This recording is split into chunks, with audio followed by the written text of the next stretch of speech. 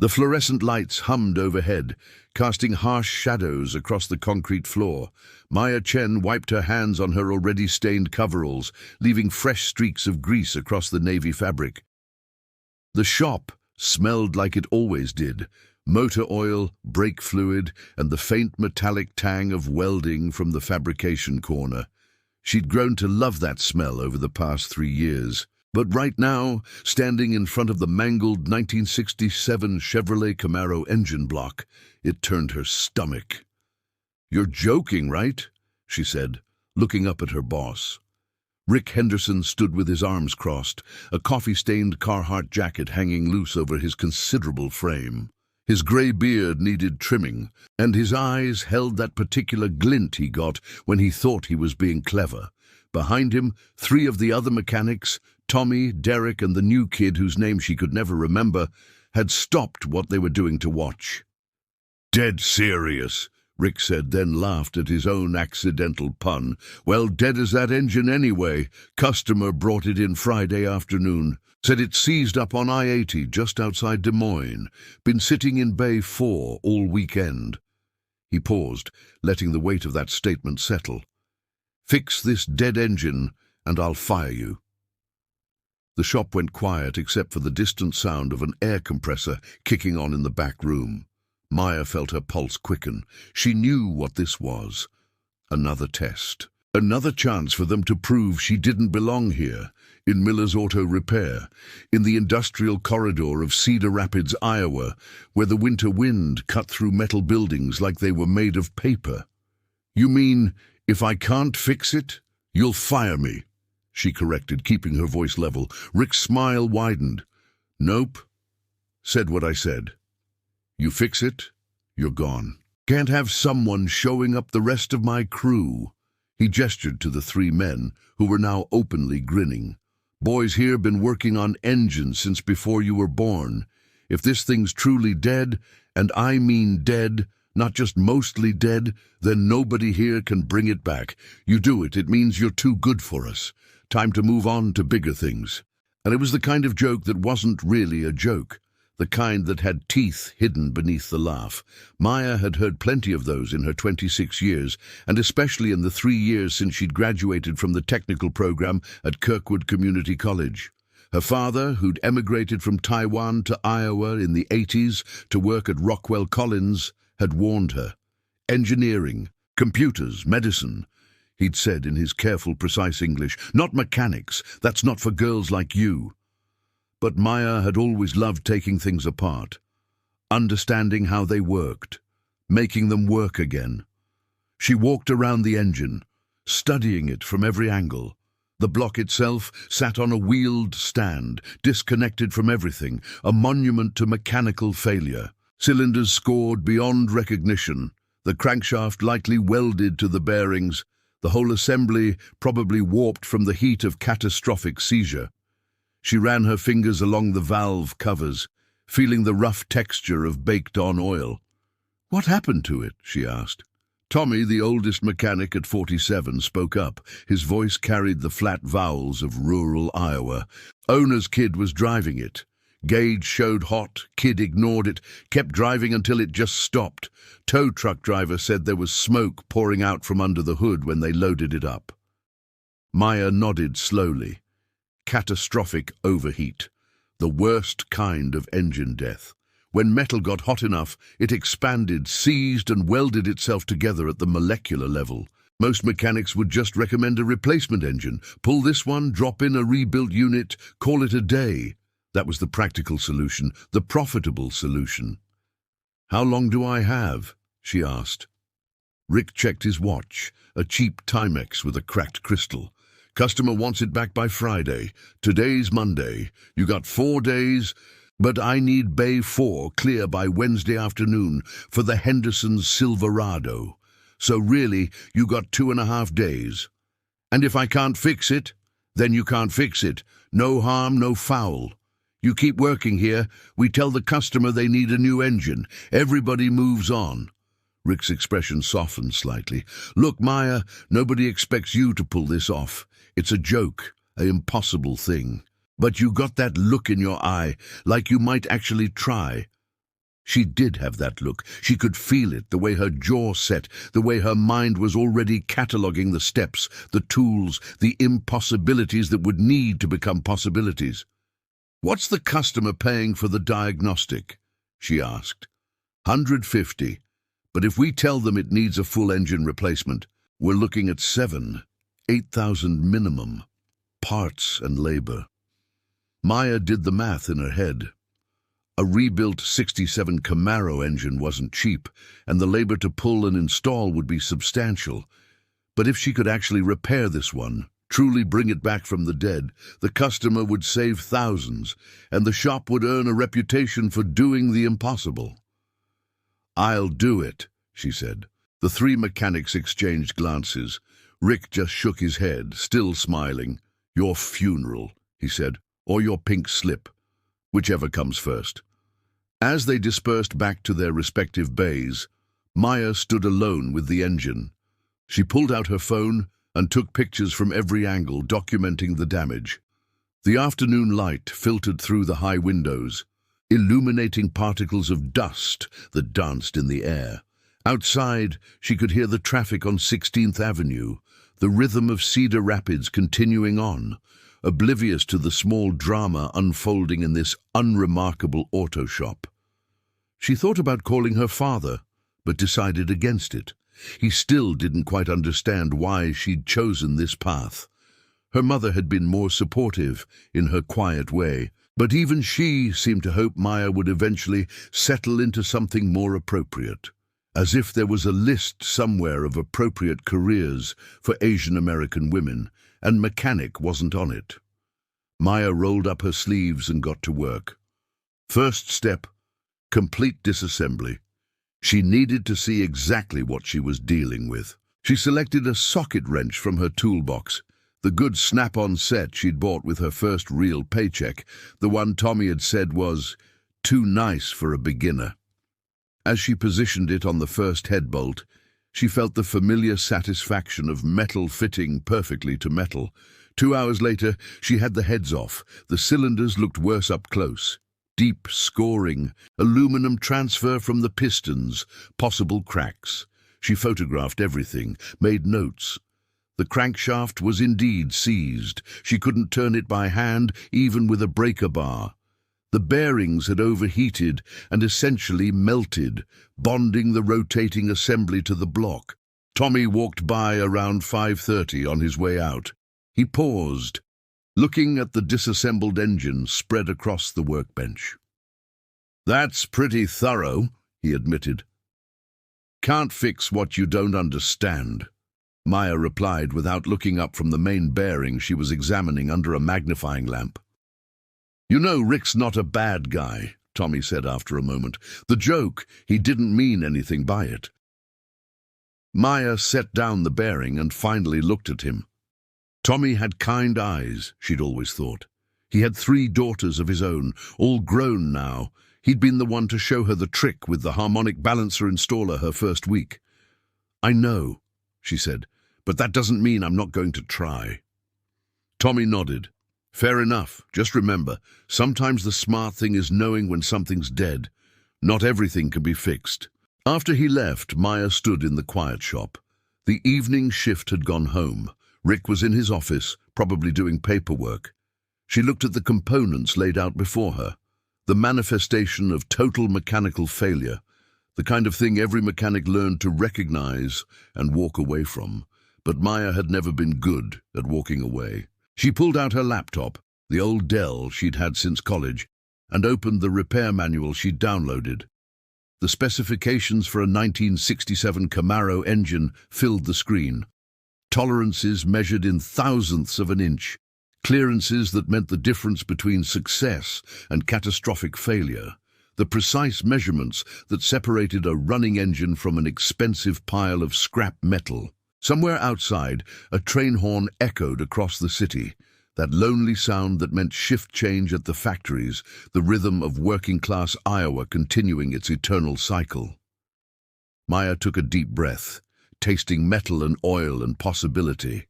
She had 2.5 days to do the impossible, and the strange thing was, she believed she could. Tuesday morning arrived cold and grey, the kind of November weather that made Cedar Rapids feel like the edge of the world. Maya had been at the shop since 6, 2 hours before official opening, working by the light of the portable halogen lamps she'd set up around Bay 4. The engine block sat in a parts washer, soaking in a specialized solvent she'd ordered from Summit Racing with overnight delivery, paid for with her own credit card.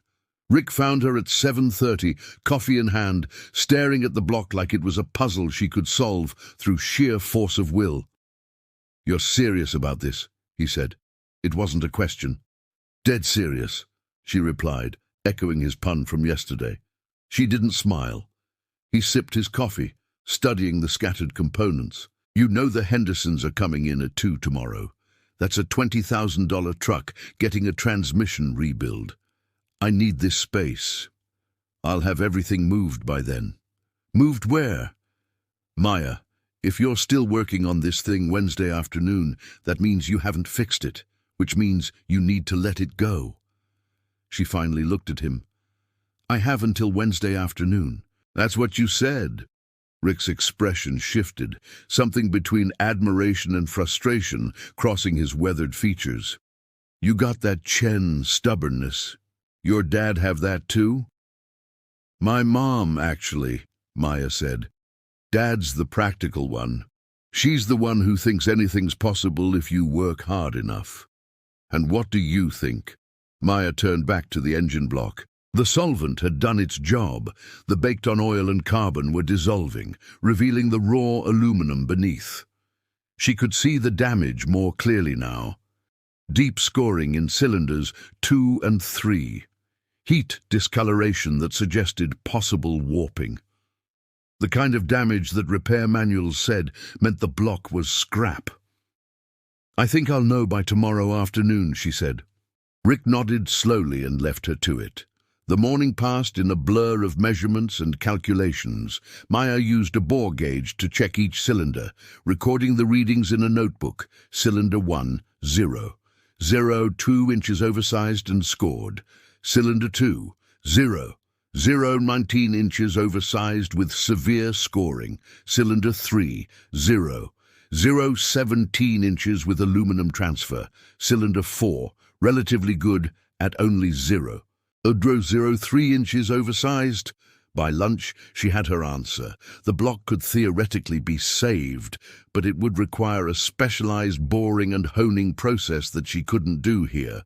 She'd need to take it to Schneider's machine shop over on the southwest side, and they'd need to bore it oversize, probably 0. 0.30 over, maybe 0. 0.40 if the damage went deeper than she thought. The problem was time and money. Machine work would cost at least $600. Oversized pistons would be another $400, minimum.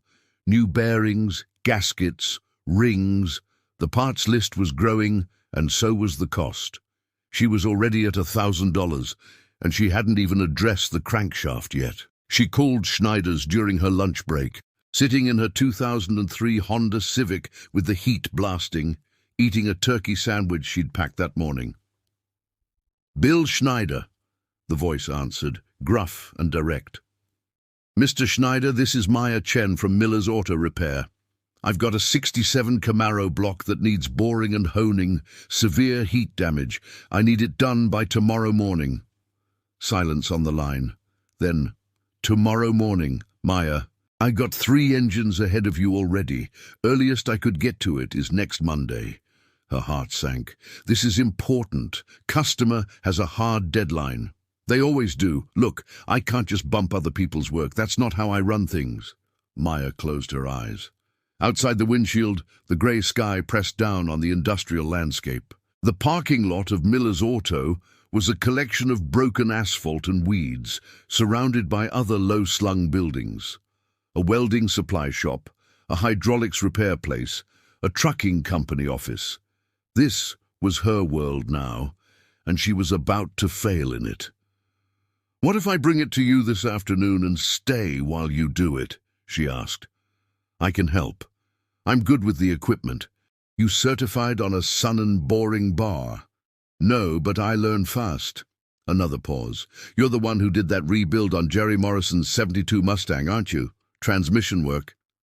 "Yes, sir." "Jerry said you were thorough.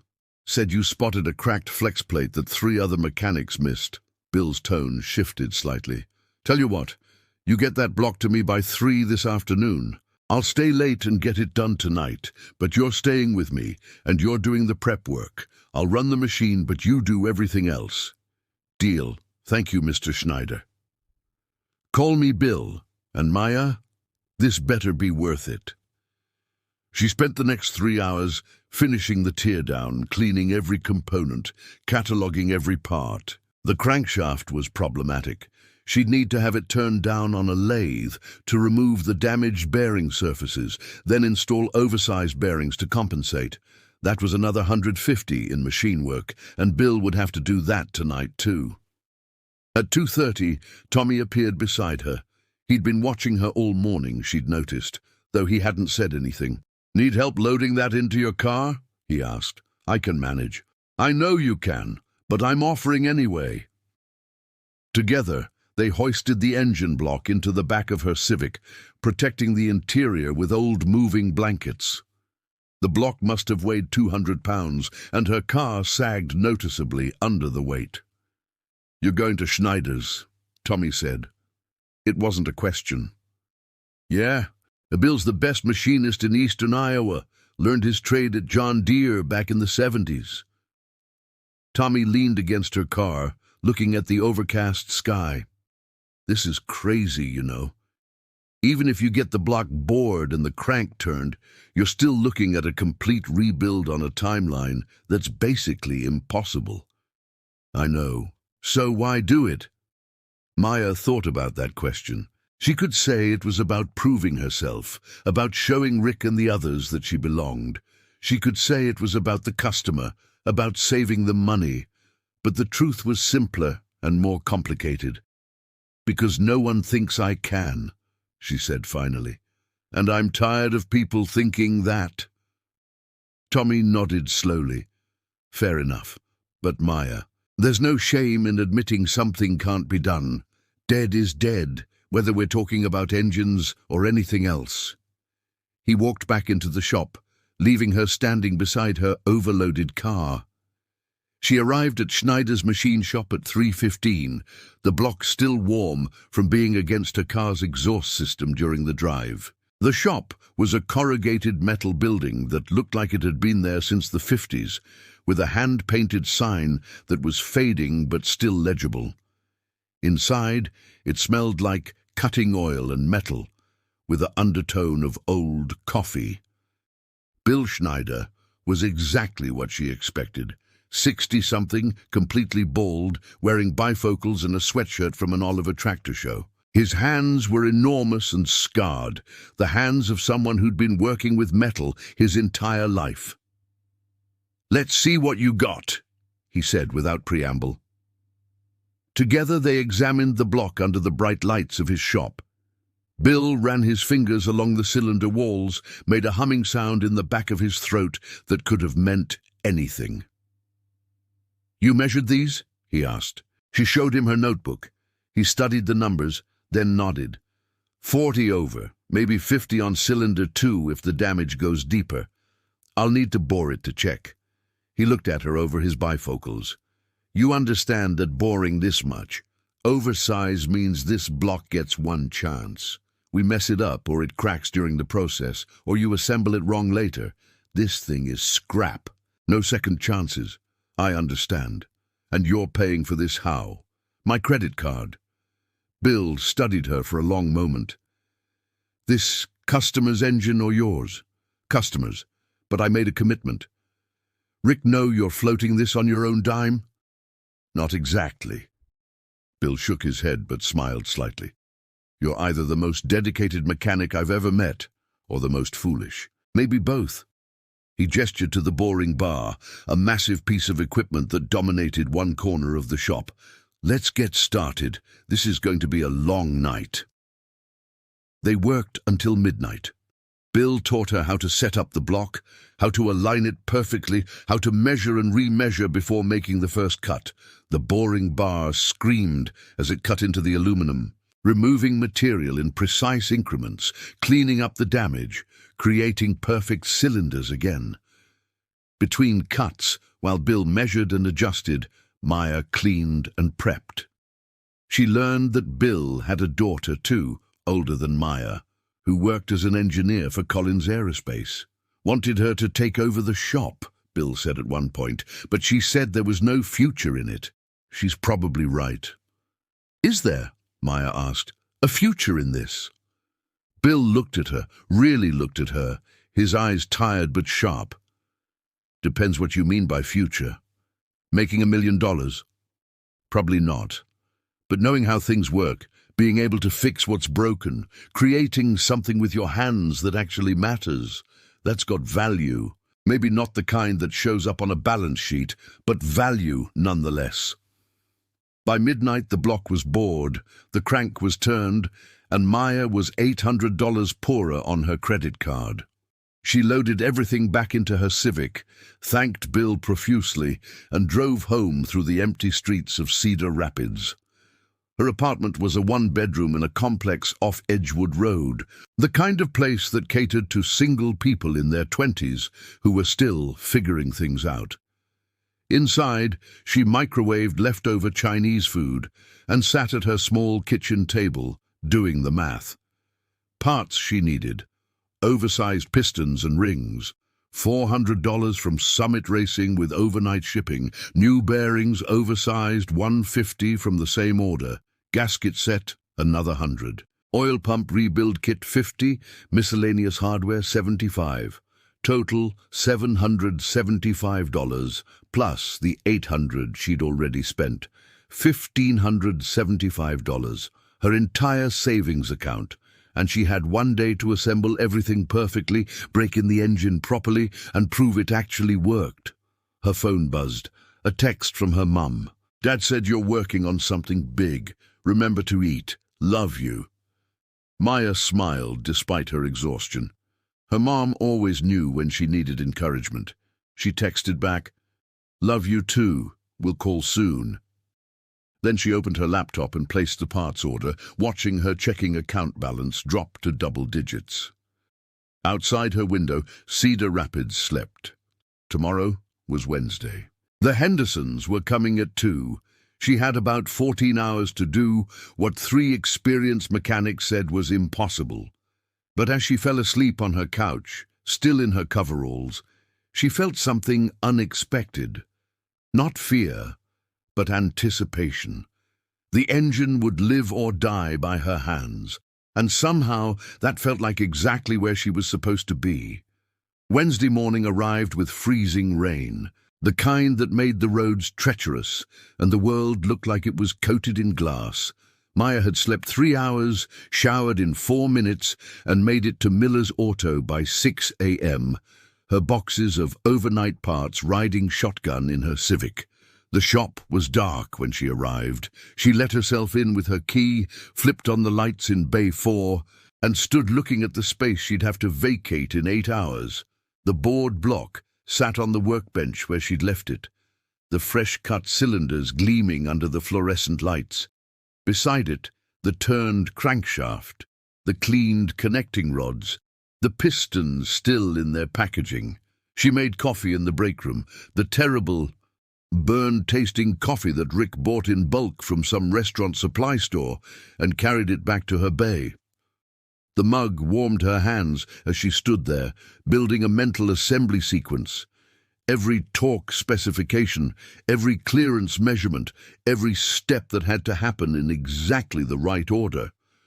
Rick arrived at 7, earlier than usual.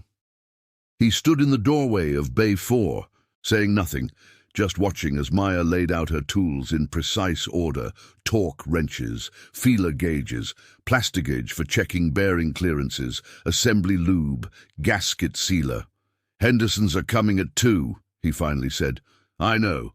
That's 7 hours. "I know." He walked closer, looking at the array of new parts. "You bought all this yourself?" It wasn't a question. But she answered anyway. Yes. Maya. He sighed, a long exhale that seemed to carry disappointment and something else she couldn't quite identify. What happens if this doesn't work? You're out, what? 2 grand? 1575, not counting the machine work I'll have to pay bill for eventually. Rick's eyebrows rose. Jesus Christ, on a mechanic's salary. That's damn near a month's pay for you. I'm aware.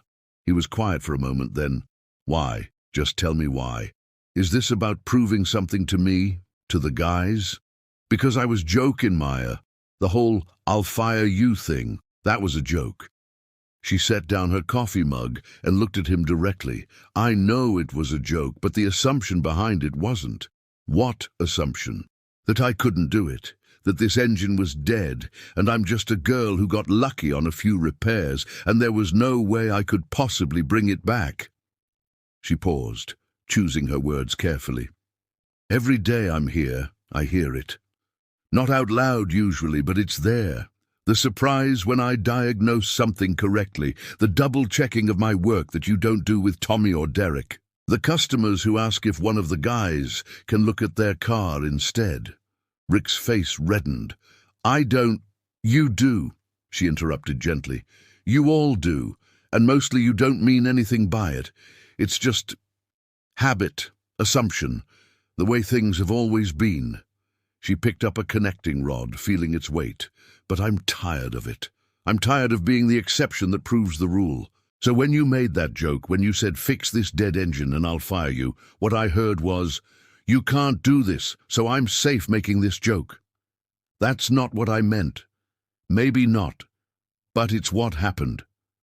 She set down the rod. So I'm going to do it. I'm going to fix this engine, and then we'll all know once and for all whether I belong here or not. Rick stood there for a long moment, his expression shifting through several emotions. Finally he said, You already belong here, Maya. You're one of the best diagnostic mechanics I've got. Then why does it feel like I'm always proving it? He didn't have an answer for that. Instead, he said, You need help? No, this is mine. He nodded and left her alone. The next 6 hours were a meditation in precision. Maya installed the main bearings first, using plastigage, thin plastic strips that compressed between the bearing and journal to check clearances. Each measurement had to fall within a specific range. Too tight and the bearing would seize, too loose and it would knock and fail. She measured, adjusted, measured again. At 9, Tommy and Derek arrived. They glanced into Bay 4 but didn't interrupt. The new kid, Jason, she'd finally learned his name, stopped to watch for a few minutes, fascinated by the methodical precision of the assembly. How do you know it'll work? He asked. I don't, Maya admitted, torquing down the main bearing caps to exactly 70 foot-pounds. But if I do everything right, it should. That's a lot of ifs. Welcome to mechanics. By 11, she had the crankshaft installed, all clearances checked, and was installing the pistons. This was delicate work. The new pistons were oversized, machined to exact specifications, and the ring gaps had to be precisely positioned. She used a ring compressor to squeeze the rings tight, then gently tapped each piston into its cylinder with a wooden dowel, feeling for resistance, listening for any scrape or catch that would indicate a problem. The customer arrived at 11:30. Maya didn't know this until Rick appeared in Bay 4, followed by a man in his mid-50s wearing a Carhartt jacket and work boots. He had the weathered face of someone who worked outdoors, and his eyes went immediately to the disassembled engine. This is Tom Bradley, Rick said. He owns the Camaro. Maya straightened, suddenly aware that she was covered in assembly lube and grease, her hair pulled back in a messy ponytail, her coveralls stained with 1,000 different shades of oil and fluid. Mr. Bradley, she said, wiping her hands on a rag. Tom Bradley looked at her, then at Rick, then back at her. You're the one working on my engine? Yes, sir. Rick said it was dead. Said my idiot nephew killed it. Said I'd probably need to replace the whole thing. Maya glanced at Rick, who had the grace to look slightly embarrassed. "That was the initial assessment," she said carefully, "but I thought there might be another option." Tom walked closer, studying the partially assembled engine. He clearly knew his way around a motor. His eyes tracked the oversized pistons, the fresh bored cylinders, the precision of the work. "You bored this out?"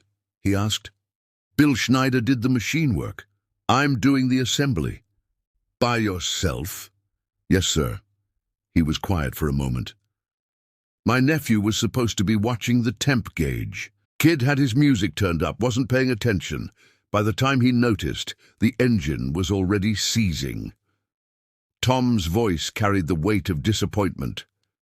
"That car was my father's. He bought it new in '67. I've been restoring it for 5 years.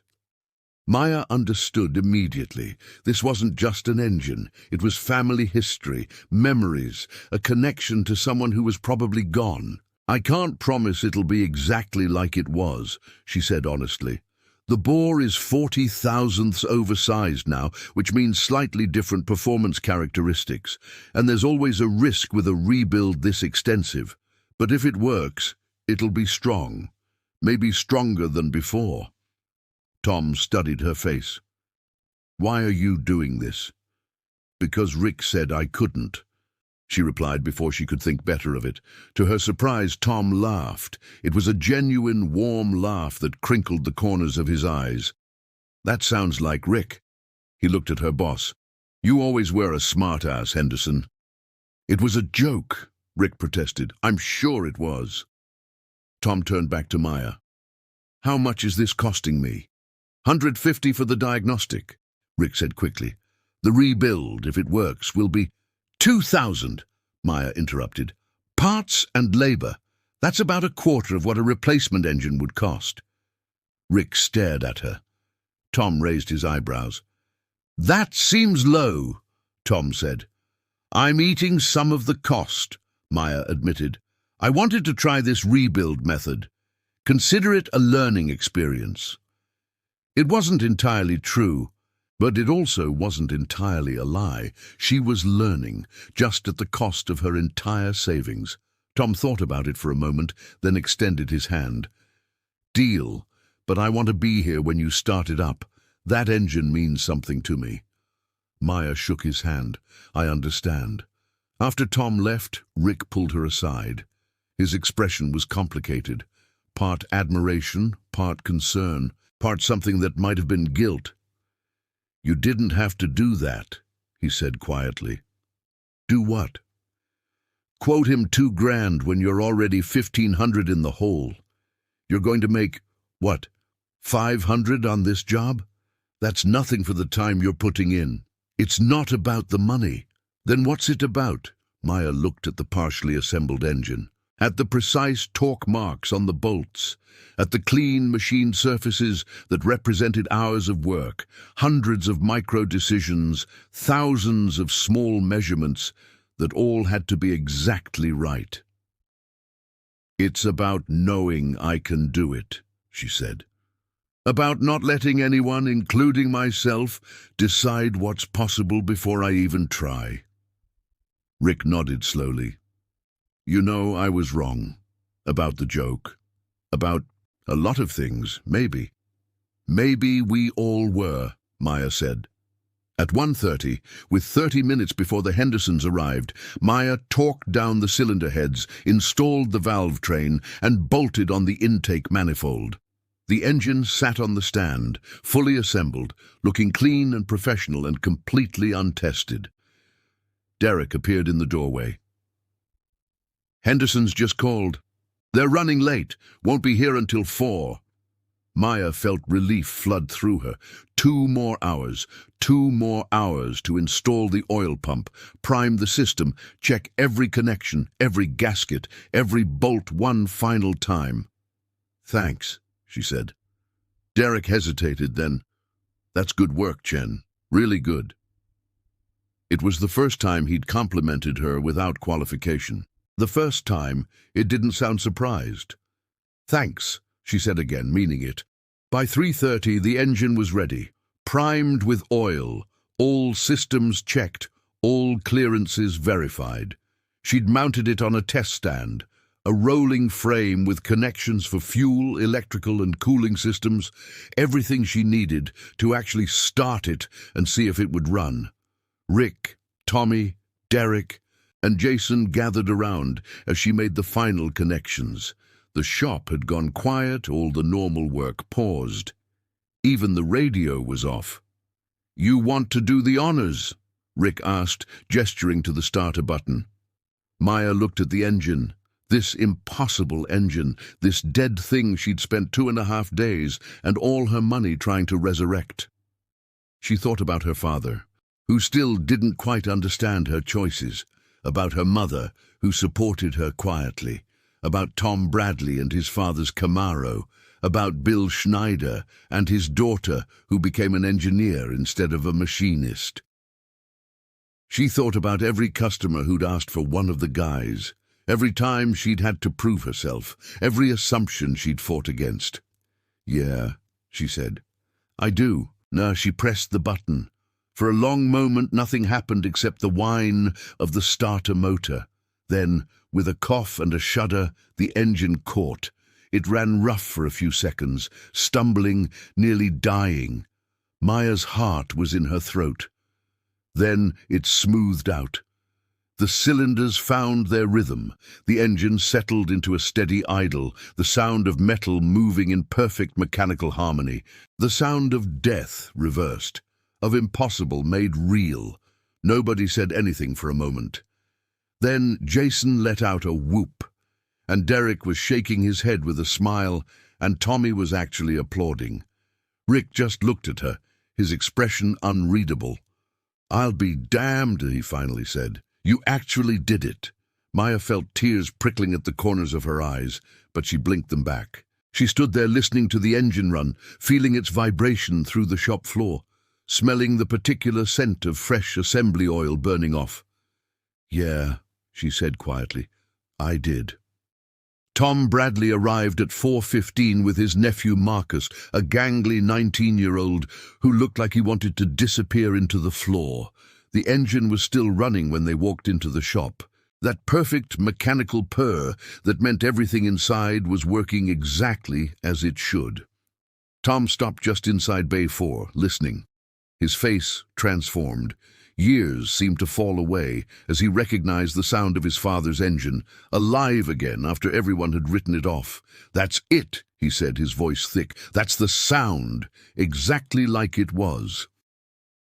Maya let it run for another minute, watching the gauges. Oil pressure steady at 40 psi, temperature climbing normally, no smoke, no unusual vibrations. Then she shut it down. The silence that followed felt profound. "It needs a proper break-in," she explained to Tom. "I've got it set up on the test stand, but ideally you'd want to install it in the car and run it through a specific protocol. Varying RPMs for the first 20 miles, no full throttle for the first 100, oil change at 500 miles. I can give you the complete procedure." Tom nodded, but he wasn't really listening. He was looking at the engine like it was a miracle. "Can I?" He gestured toward it. "Of course." He approached slowly, reverently, running his hand along the valve cover. "Dad bought this car brand new from Grimm Motors downtown. I was 7 years old. He'd take me for drives on Sunday mornings, just the two of us. We'd go out to the Amanas, get breakfast at the Colony Inn." Tom's voice was soft with memory. "He taught me to drive in this car. Let me behind the wheel on back roads when I was 14, before I had my permit. Mum would have killed us both if she'd known." Marcus stood awkwardly to the side, looking like he might cry. "I'm sorry, Uncle Tom. I'm so sorry. I should have been paying attention. It's okay, Marcus." Tom looked at his nephew. "It was an accident. And look, it's fixed now. Better than fixed." He turned to Maya. "How did you know you could do this?" Maya considered the question. How had she known? She hadn't, not really. She just believed it was possible, and then she'd done the work. "I didn't know," she admitted. "But I thought if I was careful enough, precise enough, if I didn't skip any steps or make any assumptions, There was a chance. Sometimes that's all you need. A chance and the willingness to try. Rick stepped forward. We'll get this installed back in the Camaro this week. Shouldn't take more than a day or two. You'll have your father's car back on the road by Monday. Tom shook Rick's hand, then turned to Maya and pulled her into an unexpected hug. Thank you, he said into her hair. You gave me back something I thought was gone forever. When they left, with Marcus promising to be more careful, to actually pay attention, to treat the car with the respect it deserved, the shop returned to its normal rhythm. The Henderson's Silverado was rolled into Bay 4, and Maya helped Tommy position it on the lift, then started cleaning up her workspace. It was almost 6 when Rick called her into his office. She found him behind his desk, the one with the cracked vinyl chair and the filing cabinets that didn't quite close. He had a beer, the cheap domestic kind he kept in a mini-fridge, and he offered her one. I don't usually drink at work, she said. Neither do I. But today's unusual. He cracked his beer. Sit. She sat, accepted the beer, took a sip. It was cold and tasted like water and barley. Nothing special. But in that moment it was exactly right. I owe you an apology, Rick said without preamble. Not just for the joke, though yeah, for that too, but for everything that led up to it. For every time I doubted you or made you feel like you had to prove yourself more than the guys, for not seeing what was right in front of me. Maya didn't know what to say, so she stayed quiet. You're a damn good mechanic, Rick continued. Maybe the best diagnostic technician I've got. You see things other people miss. You don't give up on problems, and you care about the work in a way that's rare. He paused. I've been running this shop for 23 years. I've seen a lot of mechanics come and go. Most of them were fine, good at their jobs, reliable, professional. But very few of them were great. You could be great, Maya. Maybe you already are. Thank you, she managed. But here's the thing. Rick leaned back in his chair. You can't keep doing what you did this week.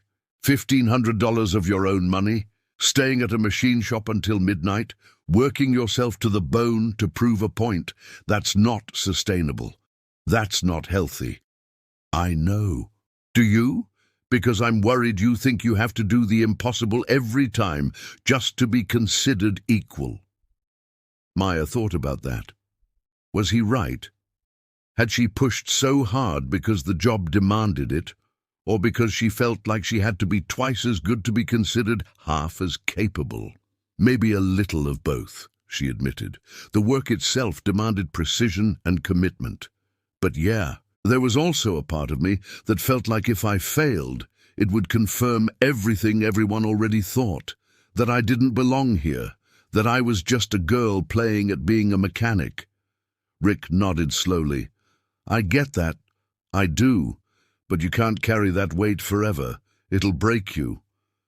He took a long pull of his beer. So here's what I'm thinking. I want to make you lead technician. Maya's eyes widened. What? Lead tech. Means a raise. $3 an hour more. Means you get first pick of the diagnostic work. Means the guys come to you when they're stuck on something. He smiled slightly.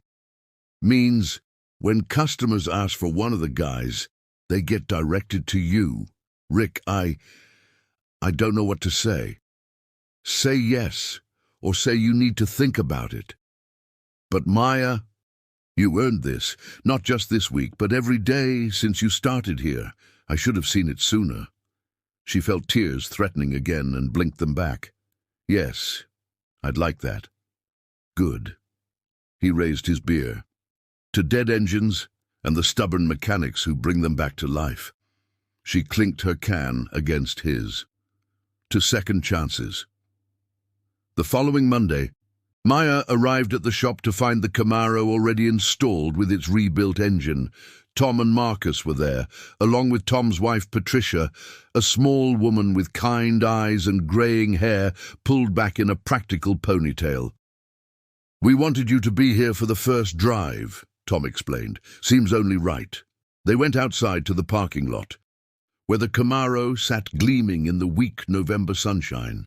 It was beautiful, red with black racing stripes, chrome bumpers, the classic lines of American muscle car design. The restoration was impeccable. New paint, rebuilt interior, every detail attended to with obvious love. Tom got behind the wheel, turned the key, and the engine roared to life. That same perfect sound from the test stand, but now housed in the car it was meant for, connected to the transmission and differential and wheels, ready to do what it was designed to do. Move. He drove it around the parking lot slowly, carefully, following the break-in procedure Maya had written out for him. Then he pulled up beside her, window down. "Want to go for a ride?" he asked. Maya looked at Rick, who nodded. She climbed into the passenger seat, smelling leather and old car smell and possibility. Tom drove them down 16th Avenue, then turned onto surface streets, heading toward the Cedar River. He kept it under 40, respecting the break-in requirements, but even at that modest speed, the car felt alive. The engine responded to every input, smooth and powerful, completely transformed from the seized wreck that had arrived on a tow truck just last week. "My dad would have liked you," Tom said as they drove. He appreciated people who could fix things, who didn't just throw something away when it broke. "I'm glad I could help." "You did more than help. You gave me back memories I thought were gone." He glanced at her. "That nephew of mine, Marcus, he's been beating himself up about this, but last night at dinner he told me something interesting. He said watching you work, seeing how careful and precise you were, how you didn't give up even when it seemed impossible.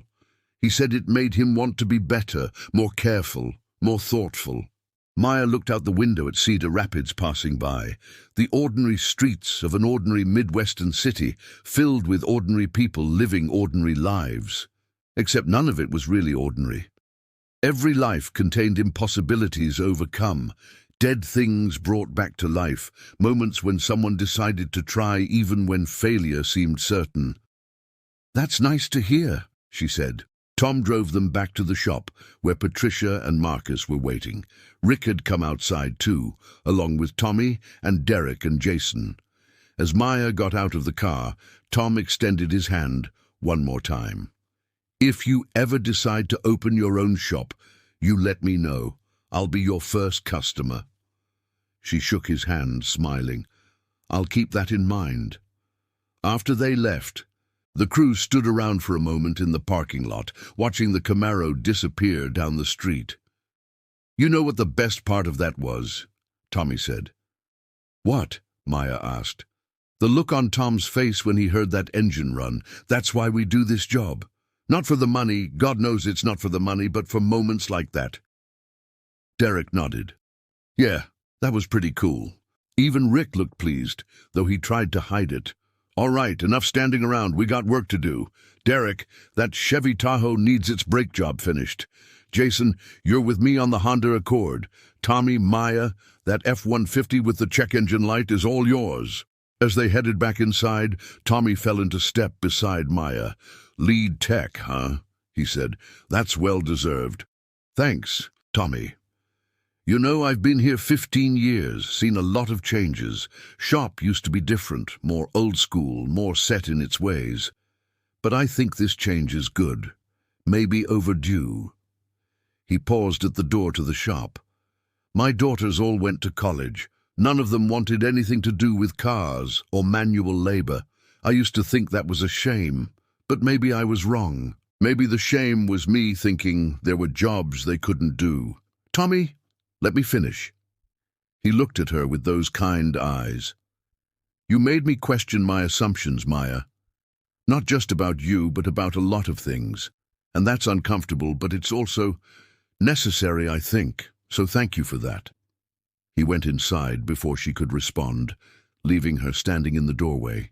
The week that followed was different in small ways that added up to something significant. Customers still sometimes asked for one of the guys, but now Rick redirected them to Maya with a firm, "She's our lead tech. She'll take care of you." The guys still sometimes double-checked her work, but now they also asked her opinion on their own diagnoses, treating her expertise as valuable rather than surprising. On Friday afternoon, a woman brought in a 2015 Subaru Outback with a mysterious engine noise. She was in her 30s, professionally dressed, and she looked relieved when Maya approached. "I'm so glad there's a woman mechanic here," she said. "I've been to 3 other shops, and they all talked down to me like I was an idiot. I know I don't know everything about cars, but I know what I'm hearing, and something's wrong." Maya listened to the engine, heard the telltale tick of a valve train issue, and quickly diagnosed a worn camshaft lobe. It would require cylinder headwork, not cheap, but not catastrophic either.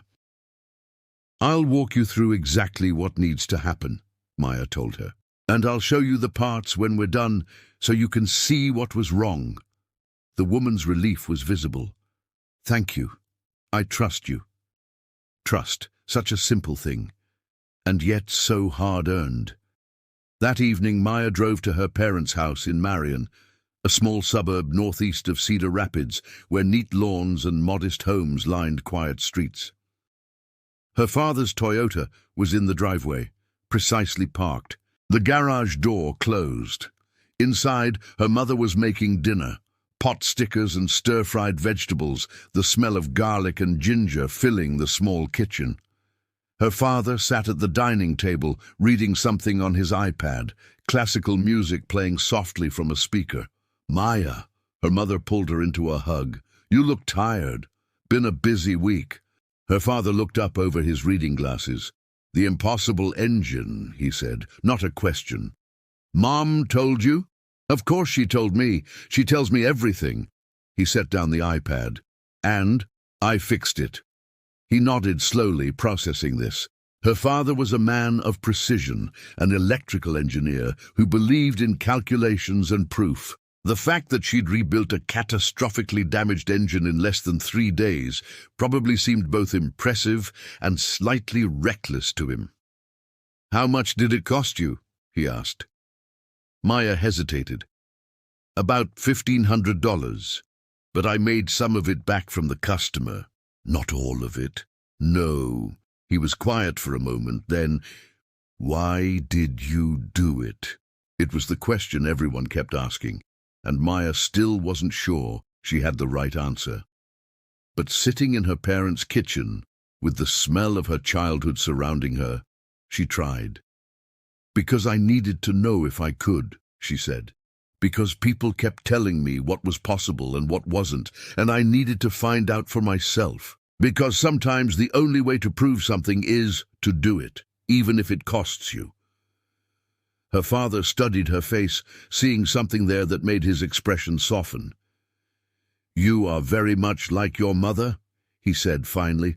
"Stubborn, determined, unwilling to accept limitations without testing them." Her mother laughed from the kitchen. "I will take that as a compliment." "It is a compliment," her father said, "also a concern, because that kind of determination can be expensive, Maya, in money, in time, in emotional cost." "I know, Dad. Do you?" He leaned forward. "When you were little, you took apart my coffee maker. You were 6 years old. You unscrewed every screw, removed every component, laid them all out on the kitchen floor. Your mother was horrified. She thought you'd broken it. But I put it back together," Maya said, remembering.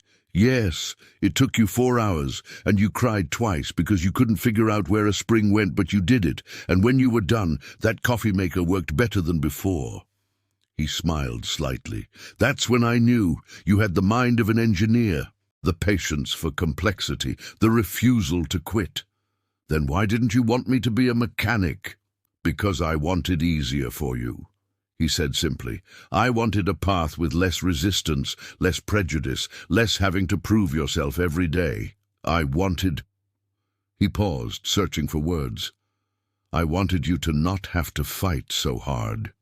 Maya felt tears prickling at her eyes. "I know, Dad. But some things are worth fighting for." "Yes," he agreed. "Some things are." Her mother brought dinner to the table, steaming pot stickers arranged on a plate, vegetables bright with color and heat, rice in a bowl that had been in their family for 2 generations. They ate together, talking about ordinary things, her mother's book club, her father's project at work, the neighbor's new dog. But underneath the ordinary conversation was a shift, subtle but profound. Her father asked about the engine rebuild, actual technical questions about clearances and tolerances. He listened to her answers with the attention he gave to complex engineering problems. He saw her, finally, not as his daughter playing at a career, but as a professional who knew what she was doing. After dinner, as Maya was leaving, her mother walked her to the door. "Your father is proud of you," she said quietly. "He has trouble saying it, but he is." "I know, Mom. And so am I. Not just because you fixed the engine, but because you didn't let anyone, including yourself, decide what you could do before you tried." Her mother squeezed her hand. "That's the real success, I think. Not the engine, but the courage." Driving home through the dark streets of Marion and Cedar Rapids, Maya thought about courage, about dead engines and impossible repairs, about assumptions challenged and limitations tested, about the difference between being good enough and being great. Her phone buzzed at a red light, a text from Bill Schneider. "Heard about the Camaro, nice work. If you ever want to learn more machine work, doors open." Another text, this one from Tom Bradley, 30 miles on the engine, running perfect, letting Marcus drive it this weekend, supervised, thank you again. And one more, from a number she didn't recognize. "Hi, this is Sarah from the Subaru. I told my friends about you. Hope you don't mind, but I think you might get some calls. Thanks for treating me like I had a brain." Maya smiled, feeling something warm settle in her chest. Not triumph exactly, but satisfaction. The knowledge that she'd done something difficult and done it well, that she'd changed minds, including maybe some of her own assumptions about what was possible. She thought about Rick's job offer, about being lead tech, about the responsibility and the respect and the opportunity to shape how the shop operated. She thought about the guys, Tommy and Derek and even Jason, learning to see her differently, not as an exception or an anomaly, but as exactly what she was, a skilled mechanic who happened to be a woman. The Camaro would need an oil change in 500 miles. She'd do it herself, check every clearance, make sure the rebuild was settling in properly. Tom had already scheduled it, trusting her with his father's car, with his family history, with the memories of Sunday morning drives, and a father teaching his son the joy of machines. That trust meant something. It meant everything. As Maya pulled into her apartment complex, she thought about the dead engine that wasn't dead anymore, about metal that had seized and scored and seemingly failed beyond repair, but that with enough care, enough precision, enough stubborn refusal to accept defeat, had been brought back to life. Sometimes things weren't as dead as they seemed. Sometimes impossible was just another word for difficult. Sometimes the only thing standing between failure and success was the willingness to try. She parked her Civic, grabbed her work bag, and headed inside. Tomorrow was Saturday, her first weekend off in 3 weeks. She'd probably sleep until noon, do her laundry, maybe call some friends she'd been neglecting. But on Monday, she'd be back at Miller's Auto Repair, lead technician, $3 more an hour, first pick of the diagnostic work, a role she'd earned not by being perfect, but by being persistent, by refusing to let anyone, including the voice in her own head, decide what was possible before she'd given it everything she had.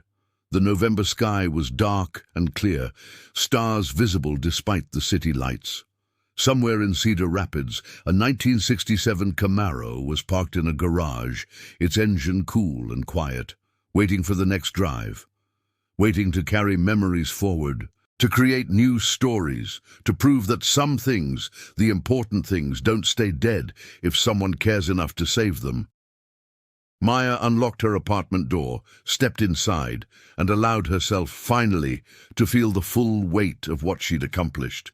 She'd done the impossible, and somehow that made everything else seem possible too.